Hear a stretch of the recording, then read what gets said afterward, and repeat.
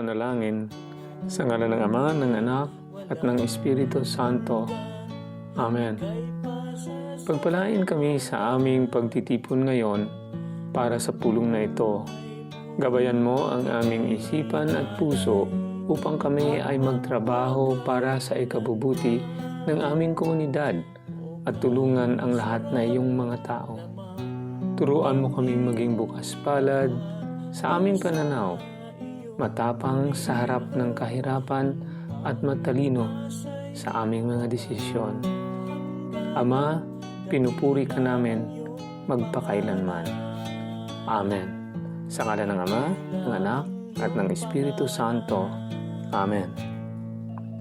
Hello sa mga Pisma class, sa ating mga kapatid na walang tigil, walang pagkapagod sa pagsiwalat sa katotohanan sa buong mundo. Sa daily reflection ninyo sa Ebanghelyo patuloy, kahit isa lang ang makikinig, maganda na yan. Dahil sabi ni Kristo, pabagitan ni Apostol Pablo, bahagi ninyo yung natutunan ninyo. At sa pagbahagi ninyo sa natutunan ninyo, mailigtas nyo yung sarili ninyo, pati na ang inyong nakikinig. So maganda yan, 1 Timoteo chapter 4 verse 16. So patuloy kayo, be inspired with the Holy Spirit and receive always the grace of God. Because the grace of God can empower us. Amen. Fight, T. Maria. Attack safety with a humble heart.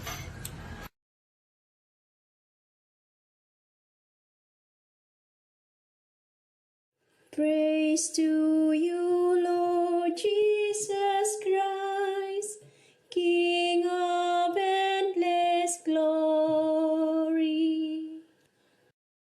Praise to you, Lord Jesus Christ, King of endless glory.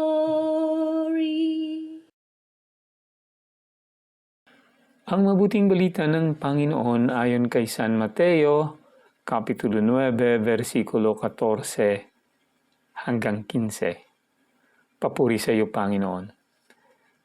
Noong panahong iyon, lumapit kay Jesus ang mga alagad ni Juan Bautista at ang wika, "Malimit kaming mag-aayuno, gayon din ang mga Pariseo.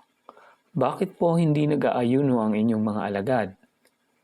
Sumagot siya, "Maari bang magdalamhati ang mga panauhin sa kasalan habang kasama nila ang lalaking ikakasal? Kapag wala na siya, saka pa lamang sila mag-aayuno." Ang mabuting balita ng Panginoon. Pinupuri ka namin, Panginoong Hesukristo. Yan po ang mabuting balita, ang ating ebanghelyo para sa araw na ito. At syempre po i-open natin ang ating programa. Uno po ang pagninilay muna ng ating Santo Papa. Ito po ang words of the Popes at ang ating Holy Father sa araw na ito ay si Pope Benedict XVI, our late Pope, Pope Benedict. At ito po yung words of the Holy Father. Basahin po natin. While Jesus was at table in the house of Levi, the publican, the Pharisees and John the Baptist's disciple asked why Jesus' disciples were not fasting as they were. Jesus answered that wedding guests cannot fast while the bridegroom is with them, and that they will fast when the bridegroom is taken away from them. Yun po ay nasa Mark chapter 2 verses 18 and 20. With these words, Christ revealed his identity of Messiah, Israel's bridegroom, who came for the betrothal with his people. Those who recognize and welcome him are celebrating. However, he will have to be rejected and killed precisely by his own at that moment during his passion and death. The hour of mourning and fasting will come. The Gospel episode anticipates the meaning of Lent. As a whole, it constitutes a great memorial of the Lord's Passion in preparation for his Paschal resurrection. During this season, we abstain from singing the Alleluia, and we are asked to make appropriate penitential sacrifices. The season of Lent should not be faced with an old spirit, as it were a heavy and tedious obligation, but with a new spirit of those who have found the meaning of life in Jesus and in His Paschal mystery, and realized that henceforth everything must refer to Him. Ito po ay binasa ni Pope Benedict XVI sa kanyang Angelus noong 26 of February 2006. Yan po ang pagninilay ng ating Santo Papa. So, sige nga, pagnilayan nga natin ang ating gospel. Napakaganda po ng ating gospel ngayon. Maigsi lang pero medyo matindi po yung punchline niya, di ba? At ito po ay kinuha natin sa gospel ni St. Matthew, chapter 9, verses 14 to 15. Dalawang verses lang, ano. Maalala ko nung nasa elementary yata ako noon, meron magkasama kami, isa kaming compound kasama ng mga cousin ko. Nakatira sa isang compound lang. At ang tito po namin ay, ang tatay nila, ng mga pinsan ko ay na-assign sa military, di ba? Na-assign, di-deploy sila kung saan. At syempre, pag alam nilang uuwi yung tatay nila, everybody is very excited, di ba? Syempre, lahat naman tayo excited pag yung ating mahal sa buhay na nasa ibang bansa o nasa ibang lugar, uuwi sa atin, di ba? Masaya tayo. At syempre, after ng bakasyon niya o after ng stay niya sa atin, pag alis niya na, pagbalik niya na sa trabaho, siyempre, malulungkot ka rin, di ba? I think that's a very simple logic dito sa ating gospel ngayon na pinakita ng ating Panginoon. At dito makikita natin na importante ang moment, ang time na kasama natin ang mga mahal natin sa buhay. It's very important kasi kahit dito po ang Panginoon ay binigyan niya ng diin ito. One time yung aming tito is siguro magdidina na kami, maghahapunan kami, hinihintay siya namin, medyo matagal siyang lumabas sa bahay nila. Pagkatapos nung lumabas siya, kumain kami, after ng kain, sinabihan niya kami na medyo hindi magandang balita. I cut my vacation short kasi nga i-deploy sila, may emergency deployment. So may bago silang misyon, may bago silang pupuntahan. So aalis na siya kaagad. So siyempre, iyakan yung mga cousin ko, di ba? Ilang araw pa lang dumating yung tatay nila, aalis na. So yan ang isang example kung saan ang ating pong panahon sa ating mga mahal sa buhay is very important. At dito nga sinabi nga ng ating Panginoon dito. Isa din dito is, this is between feasting and fasting, di ba? So kung dumating yung ating mga mahal sa buhay, it's a fiesta. Pagsa-celebrate, di ba? At kung paalis naman siya, tatawag natin na pag malulungkot tayo, di ba? So yung parang yung feasting and fasting. So, paano natin ito i-approach ngayong panahon ng Lent? So, napakaganda ito na pwede nating pagnilayan na pwede pala silang samahin, hindi pwede na yung isa ay parang nagko-compete sa isa o nagsasalungat sa isa. So, una kung babalikan natin ang sinabi ng ating Santo Papa dito, o rather ng ating gospel, di ba? Sinabi dito na tinanong ng ating Panginoon, di ba, na bakit hindi kayo nag-fasting? Di ba? Bakit hindi kayo nag-fasting? Hindi pa ito, wala pa itong Lenten season noon. Bakit hindi kayo nag-fasting? Kami naman nag-fasting. Kaya sagot is, can the wedding guest mourn as long as the bridegroom is here with them? So, yung importansya ng kasama natin ang ating Panginoon, ang ating mga mahal sa buhay, kailangan ang mga panahon na iyan, it should be a quality time. Yun ang kailangan natin. Sa akin lang, yun ang kailangan natin. At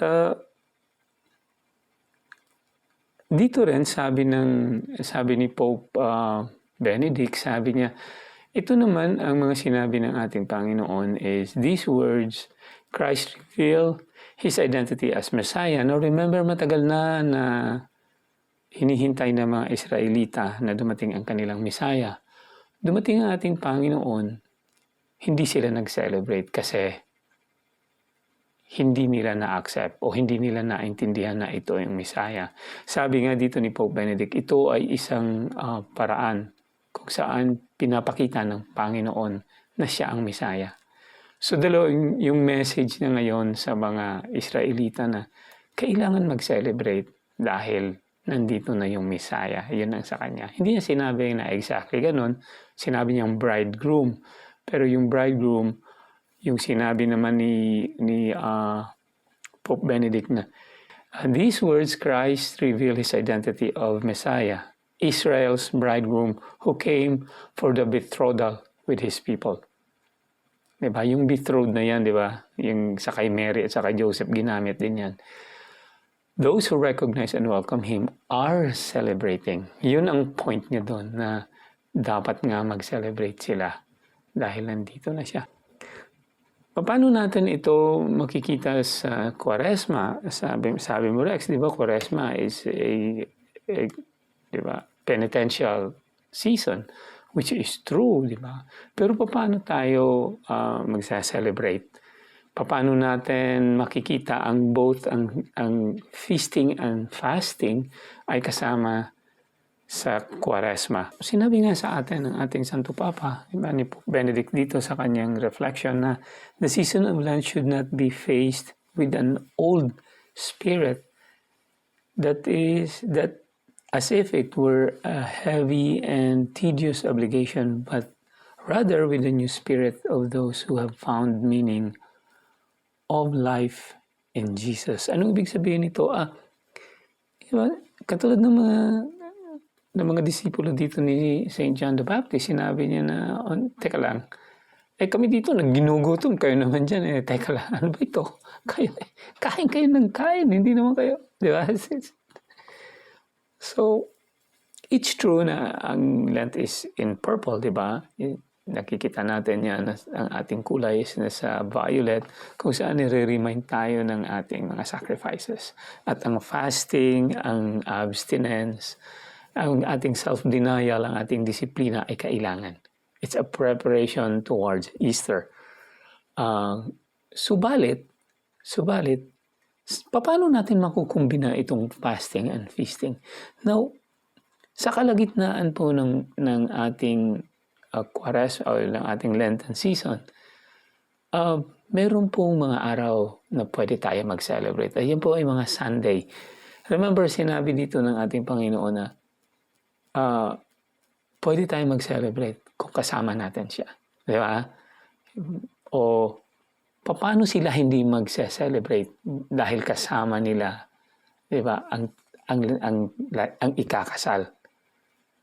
So kung tayo kasama natin ang Panginoon sa misa, pwede po tayo mag-celebrate. Kaya ang misa natin is a celebration of the holy sacrifice of the Mass. Kahit sacrifice po, it's still being celebrated.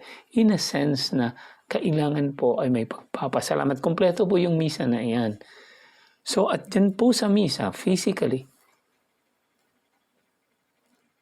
makikita po natin, makakain natin, maisapiling natin ang ating mahal na Panginoon. At yan po ay ang panahon na dapat tayo ay magpasalamat at magsaya, mag-celebrate. So kahit Lent, pwede pala tayong mag-feast as long as kung kasama natin siya, kung nasa misa po tayo. Kaya nga ang Sunday ay hindi po kasama sa 40 days ng Lent. Kahit na sa season of Lent siya napapasok, hindi siya binibilang sa 40 days ang Sunday. Kasi ang Sunday is a mini o maliit na Resurrection Day. Day of the Resurrection ang Sunday. Maliit, mini Easter. So kaya pwede tayo mag-celebrate. So dito nakikita natin, hopefully, maintindihan natin ngayon kung bakit ang feasting at ang fasting ay hindi po magkaaway yung dalawa na yan. Hindi po. Kailangan malaman lang natin kung saan, kung ano ang tamang oras at ano ang tamang lugar. Saan ang tamang lugar na ito po ay ating gaganapin. kahit na sa season of Lent tayo, pwede pa rin tayong magpasalamat, magsaya kung kapiling po natin ang ating Panginoon. Katulad din ng ating mga mahal sa buhay, kahit anong season of the year, kung umuwi sila po sa ating bahay, kailangan po natin mag-celebrate, magpasalamat at magsaya na nasa kapiling natin siya. So hanggang dito lang muna ako. Maraming salamat po. At ito is Rex from Chicagoland. Ay ko po ay nag-substitute kay Pes Mayor. Hanggang sa muli po, may God bless and keep us through Jesus Christ, our Lord and Savior. Amen. At sa pagkakataon na ito, ipakinggan po natin si Pastor Jerry sa kanyang pagninilay. Shalom, papuri sa Diyos. God bless us all. Kasama ko pong PESMA, lalo na po sa ating taga-taguyod ngayon, ang channel na pinagkaloob ng ating Panginoon, PESMA Plus. Wapong utod, kumpadre PESMA Rex ng Chicagoland. At sa lahat ng mga nagsubaybay, tangkilik at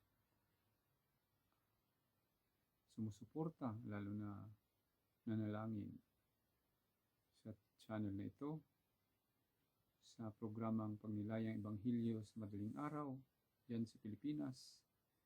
Ngayong araw po ay ating pagnilayan po ang Ebanghelyo sa araw na ito, araw ng Biyernes. It's 20 ng Pebrero 2026. Unang linggo ng Kuresma yata. Ayun po, no? At napakaganda ng laman nito dahil ito'y tungkol sa pag-aayuno, dahil ang mga alagad ni San Juan Bautista ay nagtanong sa ating Panginoon sa kapanahonan niya na bakit daw sila ay nag-aayuno, ngunit at ang mga Hudyo palaging nag-aayuno, lalo na sa Yom Kippur, na ating nasilayan dito at naobserbahan. At napakaganda ng sagot ng ating Panginoon na paano mag-ayuno ang kanyang alagad na ang kinasal ay nasa kanila pa. Ano po? So, sa tungkol sa mga kapatid nating Hudyo ay madalas po sila ay nag-aayuno, lalo na kapag maayos pa ang kanilang kalusugan. Ano po? Pero nagsusumika pa po ang karamihan na kahit may karamdaman, kung maaari, ayuno po sila sa araw ng Yom Kippur, dahil dito po ay pinaniwalaan nila na sila ay patawarin ng Diyos Ama. Sa panahon na yun ay mabigla talaga ang mga kapatid nating Hudyo nung nandito pa ang ating Panginoon sa lupang ito na ating kinaroonan, dahil yun po ang kanilang tradisyon, at yun lang po ang makapagbigay ng kaliwanagan ng kanilang puso't isipan tungkol sa kanilang mga kasalanan, no? Lalo na sa araw ng Day of Atonement, Yom Kippur. So marami tayong video dyan sa Yom Kippur, no? Kung nai-upload ng ating Pismang Guapito Yor dahil sa bakasyon po siya. So, alukatin nyo lang po. Mayroon dyan na makita sa ating YouTube ang pagpaliwanag ng Yom Kippur. Ano po? So, balikan ko po ang Ebanghelyo dahil anong ibig sabihin ng ating Panginoon na habang nandyan siya kasama ng mga alagad ay hindi pa sila makapag-ayuno. Ngunit may katuruan ng ating simbahan na mag-ayuno. Fasting o abstinence. So, sa ating canon law, hindi ako nagkakamali, tuwing Biyernes ay iniiwas tayo na kumain ng karne sa ating sariwa sa pangyayari ng Biyernes ay nagbata ang ating Panginoon.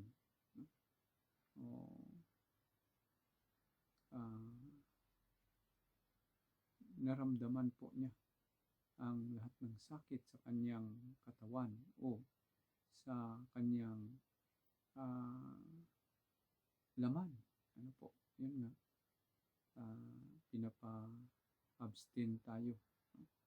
Maliban lang kung may pahintulot po ng kung sinong nakatalagang obispo dyan. No? Dahil pag-usapan din po yan bakit gagawin, no? Na hindi na maaari.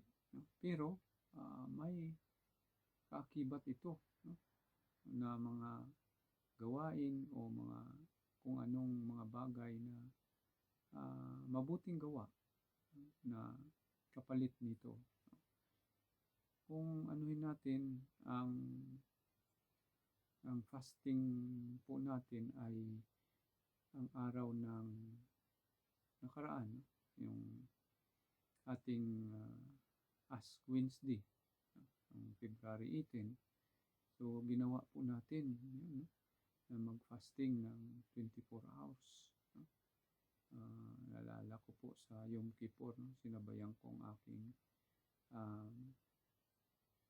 namatay na amo noon. No? Nakalimutan ko na 27 hours na pala yung fasting ko.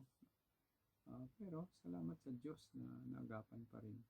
So yun po, ano,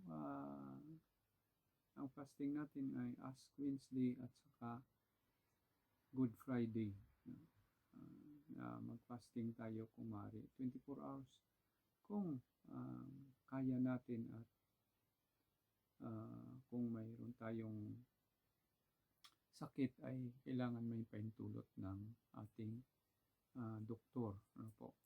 So, sinisikapan natin na gawin ito. Ayan. So, malapit na po ang ating Holy Week. No? Mula nung 40 days. No? At ito yung pagnilayan natin. Ang napakaganda nito sa fasting ay ramdam po natin ang katatagan ng loob at ang pag-iwas sa mga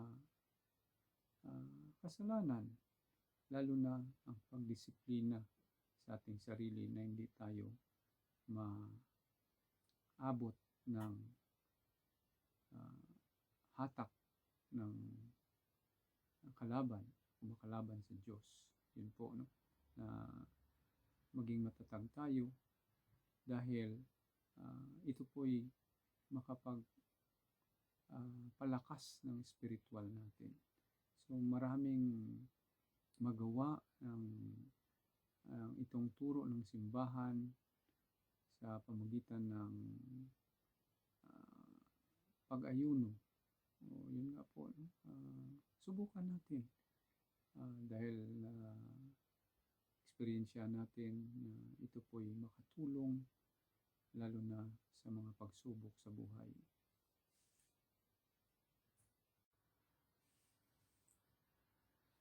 Napakapalad natin dahil nung nawala na ang Panginoon ay may simbahan siyang itinayo at ang pagturo tungkol sa pag-aayuno. Hindi basta-basta na nag-aayuno tayo ay bigla lang tayong tumigil kumain, uminom ng 24 hours. Kundi sa pansimula ay ipagdasal natin. Una-una po, makayanan natin at hingi tayo ng tulong sa Panginoon na patatagin ang ating sarili sa kung anuman mga pagsubok, sa anuman mga tentasyon na maiwas tayo at madisiplina po natin ang ating sarili sa mga pag-iwas o pagkontrol sa sarili na hindi magkasala. So malaking halaga ang fasting dahil pinapagawa sa atin ito at marami tayong pakinabangan nito dahil sa ating spiritual na spirito ng buhay. So maraming salamat po sa inyong pagtangkilik at pagsubaybay, pagsuporta sa ating channel na ipinagkaloob ng Panginoon. At salamat din po sa inyong panalangin. Sana po ang kapayapaan ay manatili na po sa bansang banal at ganoon din po sa atin sa ating mahal na bansang Pilipinas, lalo na po sa ating puso't isipan. Shalom, Belehet Raot, papuri sa Diyos, God bless us all. Yung Tov, back to you, gwapong utod ng Chicagoland, kumpadre Pisma Rex Harder. Shalom, shalom, shalom. Papuri sa Diyos. Viva ka siya. Thank you so much, Pasma Jerry, sa iyong napakagandang pagninilay. So hanggang dito na lang muna tayo. Maraming salamat po sa inyong patuloy na pakikinig, pagsusubaybay, pagsusuporta po at pag-share. Like and share po ng ating munting tahanan na ito, ang ating humble channel dito sa PASMA at sa YouTube, ang ating PASMA Plus. Ang ating pagninilay sa Ebanghelyo sa madaling araw dyan po sa Pilipinas o ang ating Gospel Reflections. Ito po ay ginagawa natin kada Wednesday, Friday, and Sunday. Miyerkules po, Biyernes, at Linggo. At ang ating namang rosary is every day except Sunday. So again, thank you so much and may God bless and keep us through Jesus Christ our Lord and Savior. Ito naman po si Rex from Chicagoland. Hanggang dito na lang muna tayo. Hanggang sa muli po.